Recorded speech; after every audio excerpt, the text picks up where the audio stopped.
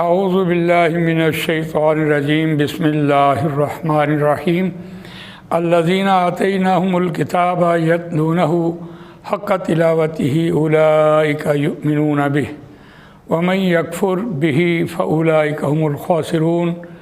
صدق اللہ العظیم۔ وہ لوگ جن کو دی ہم نے کتاب وہ اس کی تلاوت کرتے ہیں جیسا کہ اس کی تلاوت کرنے کا حق ہے، وہی اس پر ایمان رکھتے ہیں، اور جو کوئی اس کی تلاوت کا حق ادا نہ کرے وہ خسارہ پانے والے ہیں۔ آج ہم سورہ فاتحہ آیت نمبر 5 بھی ہے اور 4 بھی ہے، لیکن آیت ہے ایاک نعبد و ایاک نستعین۔ صدق اللہ العظیم۔ اور خالص ہم تیری ہی عبادت کرتے ہیں اور خالص تجھ ہی سے ہم مدد مانگتے ہیں۔ یہ جو سلسلہ ہم نے شروع کیا ہے قرآن مجید کے ترجمے کا، یہ 10 اعتبارات سے آپ کے سامنے رکھا جا رہا ہے۔ تجوید ہے، قرأت ہے، مخارج ہے، ادائیگی ہے، لفظی ترجمہ، با محاورہ ترجمہ، شان نزول اور حالات حاضرہ۔ اس اعتبارات سے آپ دیکھیے کہ قرآن مجید ہمیں کیا رہنمائی دیتی ہے۔ تو قرآن مجید ہمیں جو رہنمائی دے رہا ہے، اس میں ہم نے 3 آیات پہلے الحمدللہ رب العالمین، الرحمن الرحیم، مالک یوم الدین، اس میں اللہ تعالیٰ کی ربوبیت کا اعتراف کیا ہے۔ مالک ہے، رازق ہے، خالق ہے، روزی دینے والا ہے، اور ہر انسان کا حاجت روا ہے، مشکل کشا ہے۔ لیکن جو بات ہمارے سامنے آئی کہ اس دنیا میں نیکی کا بدلہ نیکی نہیں ملتا، اس لیے آدمی نیکی کرنے کے لیے مجبور نہیں ہوتا، تیار نہیں ہوتا۔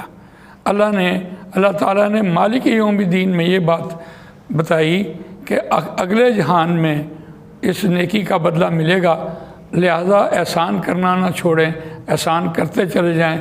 یہی اصل ایمان بالآخرت کی نشانی ہے۔ جب انسان اللہ تعالیٰ کی معرفت تک پہنچ جاتا ہے، اعتراف کر لیتا ہے اس کی ربوبیت کا، تو پھر ایک التجا ہوتی ہے۔ یہ ایک اسلوب ایسا ہے جو انسان کو زندگی گزارنے کا طریقہ بھی بتا رہا ہوتا ہے۔ جب ہم کسی سے کوئی اپنی حاجت پوری کروانے کے لیے جا رہے ہوتے ہیں تو پہلے ہم اس کے منصب کو بیان کرتے ہیں، اس کا اعتراف کرتے ہیں، پھر اپنی کوئی بات سامنے رکھتے ہیں تاکہ ہماری بات پوری ہو جائے۔ تو بہرحال دیکھتے ہیں یہ لفظ جو ہے قرآن مجید میں عبادت ایک لفظ ہے۔ اس لفظ کو ہم جو جیسے سمجھتے ہیں، عبادت کا مطلب ہم یہ سمجھتے ہیں نماز ہے، روزہ ہے، حج ہے، زکوٰۃ ہے، یہ ہمارے مراسم عبودیت ہیں۔ لیکن عبادت کے معنی اصولی طور پر غلامی کے آ رہے ہوتے ہیں، لڑکے کے آ رہے ہوتے ہیں، یہ معنی عبادت کے ہیں۔ میں سمجھتا ہوں کہ جب قرآن مجید نازل ہوا ہوگا تو ان کے اس معاشرے میں کیا تبدیلی آئی ہوگی جس معاشرے میں وہ انسان کو جا کر بیچتے اور خریدتے اور انسان کو غلام بنا کے رکھتے۔ کوئی بھینس یا کوئی موٹر کار تو نہیں ہے جس کو جا کے بیچا جا رہا ہو اور اس کو پتہ نہ ہو کہ میرا مول کیا ہے، میری قیمت کیا ہے۔ تو انسان بک رہا تھا، اور جو بیچنے والا تھا اس کو بھی پتہ، جو خریدنے والا تھا اس کو بھی پتہ، اور جو خود بک رہا تھا اس کو بھی پتہ تھا کہ یہ جو شخص مجھے لے کے جا رہا ہے کتنا مول دے رہا ہے۔ اسی لیے قرآن مجید نے اس عبادت کے مطلب کو اس طرح سے سمجھایا جیسے ان کے معاشرے میں ایک تبدیلی پیدا آ گئی۔ جیسے ہر معاشرے میں کوئی نہ کوئی ایک امتیاز ہوتا ہے۔ آپ بنگلہ دیش چلے جائیں، وہاں ہر گھر میں یہ مچھلی کا جال جو ہے مچھلی پکڑنے والا جال لٹکا ہوگا، یہ اس معاشرے کا امتیاز ہے۔ اسی طرح آپ اپنے معاشرے میں دیکھیں، وہاں جو غلام رکھتے تھے وہ ایک ان کا امتیاز تھا۔ اگر کوئی ان کا مہمان نشانہ بازی والا آ جائے اور اسے نشانہ بازی کا شوق ہو تو اپنے غلام کو کھڑا کر دیتے، چاہے اس کی آنکھ پھوڑ دو چاہے کان پھوڑ دو، اس درجے تک۔ اور پھر وہ اس پر فخر کرتے کہ ہم نے کتنا، ہمارا غلام جو ہے کتنا فرما بردار ہے، کتنا تابع دار ہے۔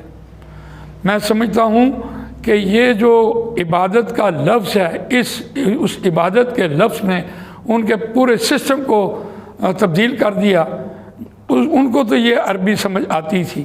قرآن مجید نے اس بات کو یوں بھی سمجھایا، یا ایھا الناس اعبدوا ربکم الذی خلقکم والذین من قبلکم لعلکم تتقون۔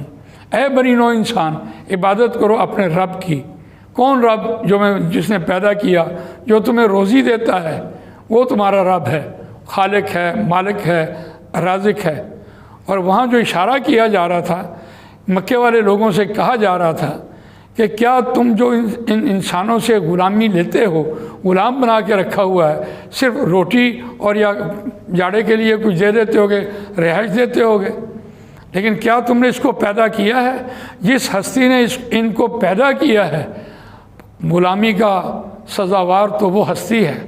اس اعتبار سے اس کو دیکھیے۔ عبادت کے مفہوم کو ہم سمجھتے ہیں زندگی آمد برائے بندگی، زندگی بے بندگی شرمندگی۔ اگر ہم نماز میں ہم اطاعت کر رہے ہوتے ہیں، روزے میں اطاعت کر رہے ہوتے ہیں، حج میں ہم مناسک حج کی پوری لحاظ رکھ رہے ہوتے ہیں، تو یہ ہمارے طریقے ہیں عبادت کے کہ ہم کیسے اللہ تعالیٰ کی بندگی کر سکتے ہیں۔ ورنہ بندگی تو انسان کی پوری زندگی ہے۔ اس کو ایسے بھی سمجھتے ہیں کہ اللہ کی مرضی کو اپنی مرضی کے خلاف خوش دلی سے، آمادگی سے پورا کرنے کا نام عبادت ہے۔ ویسے بھی انسان کی جو تخلیق ہے اس کو دیکھتے ہیں تو اللہ تعالیٰ نے فرشتوں کو، بہت بڑی مخلوق ہے، اپنے ہر وقت کان لگا کے بیٹھی ہے اللہ کا حکم ماننے کے لیے، لیکن اللہ تعالیٰ نے فرشتوں کے مقابلے میں انسان کو بنایا۔ فرشتوں سے بہتر ہے انسان بننا، مگر اس میں لگتی ہے محنت زیادہ۔ اللہ تعالیٰ نے انسان کو اس کی مرضی دی ہے جو کہ فرشتوں کو نہیں دی گئی، اور مرضی دینے کے بعد اللہ کا یہ مطالبہ ہے کہ اپنی مرضی کے ہوتے ہوئے میرے حکم کو بجا لاؤ۔ تو یہ ہے عبادت کا مفہوم، یہ ہوا۔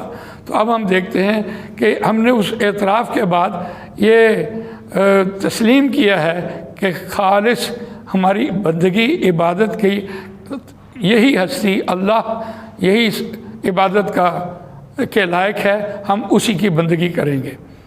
دیکھیے یہ نعبدو کا لفظ جو ہے، اگر ہم یہ کہیں ہم تیری بندگی کرتے ہیں تو اس کے لیے ہم لے آئیں گے نعبدو کا۔ اب یہ آپ کو پتہ ہے یہ ضمیر جڑ کر آنے والی بات میں آتی ہے اور یہ مفعولی حالت میں آ رہی ہوتی ہے،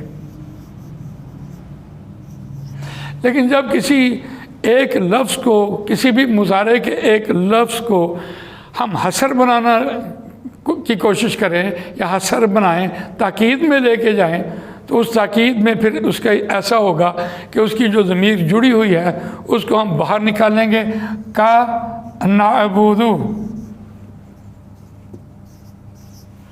اب دیکھتے ہیں، ہم کہتے ہیں کہ یہ مفعولی ضمیر ہے اور یہ علیحدہ آ گئی ہے۔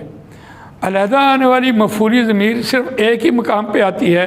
اب یہ پڑھا نہیں جانا، تو اس کے لیے، اس کو پڑھنے کے لیے، اس کو حصر بنانے کے لیے ایاکا یہ لگایا گیا ہے اس کو پڑھنے کے لیے تاکہ یہ پڑھا جائے۔ اب اس میں تاکید پیدا ہوگی۔ اب اس کے یہ معنی ہوئے ہم خالص تیری ہی بندگی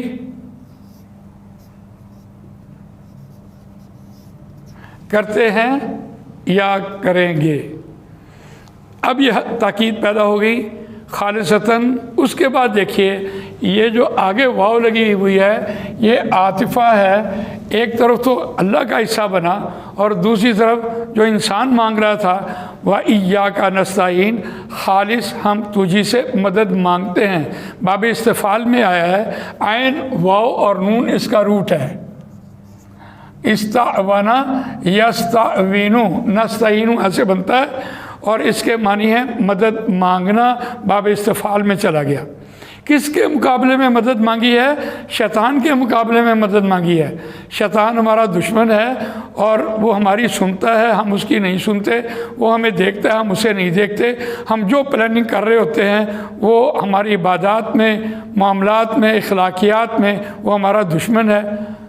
لیکن اس نے اس دنیا میں بھی اپنے کارندے چھوڑے ہوئے ہیں جو ہمارے اس دین کے کام میں مخالفت کرتے ہیں، اور ہم خالص تیری مدد کے بغیر ہم اپنے دشمن کا مقابلہ نہیں کر پاتے۔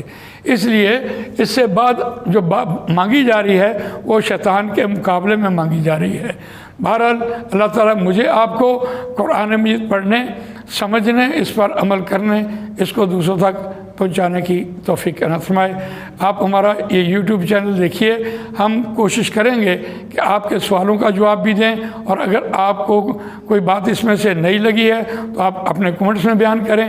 ہماری یہ کوشش ہے کہ قرآن مجید کی تعلیم اسکولوں کے بچوں میں بھی عام ہو جائے، تاکہ اسکول کے بچے جو ہے وہ اس کام کو آگے لے کر چلیں اور یہ سلسلہ آگے بڑھتا چلا جائے۔